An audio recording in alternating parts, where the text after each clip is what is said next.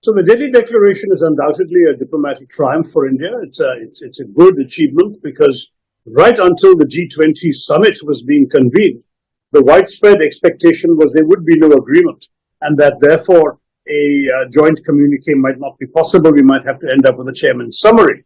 The reason for that in particular, the main reason, was the big gulf between those who wanted a condemnation of the Russian war in Ukraine and those like Russia and China who wanted no mention whatsoever of that subject.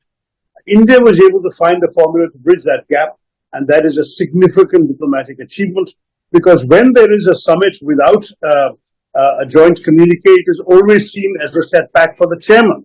Here, the chairman has pulled off a diplomatic triumph. That is the positive thing.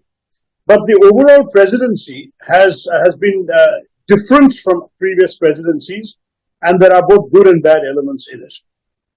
With the G20 summit itself, we saw two very disappointing developments. One was the complete exclusion of the public interest from the summit. You found, for example, the shutdown of Delhi for 3 days with great difficulties caused to daily wage workers and others who had no income for those days. The attempt to hide poverty rather than to deal with the poor and assist them during this difficult time. This was really disappointing. The second negative in terms of the summit itself was the complete failure to accommodate the opposition. The same spirit of accommodation and conciliation that we saw in achieving the declaration was not extended in the domestic concept, in the domestic context, to Indians. The leader of the opposition was not invited.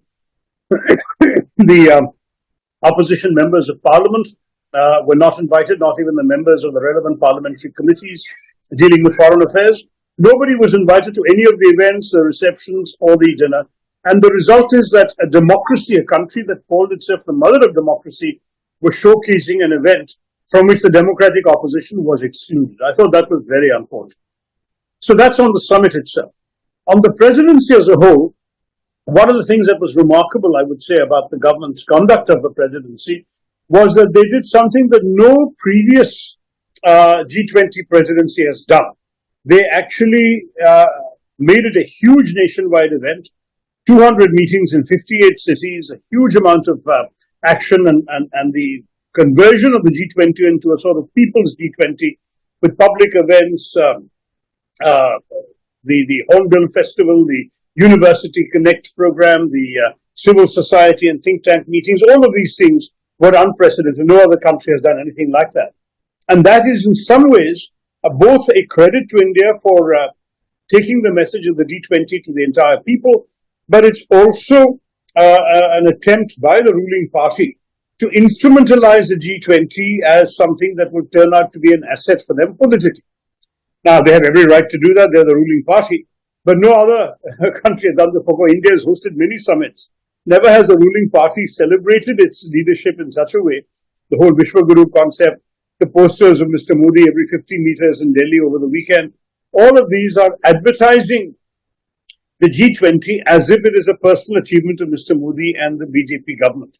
And that, I think, has raised some eyebrows, even internationally, judging by some of the foreign coverage I've seen of the G20. So success when it comes to the outcome, less impressive when it comes to the democratic practices that were not followed, and somewhat sort of curious that one of the main purposes of the G20 appears to have been to anoint the ruling party and the Prime Minister for the forthcoming general elections. That would be my overall assessment.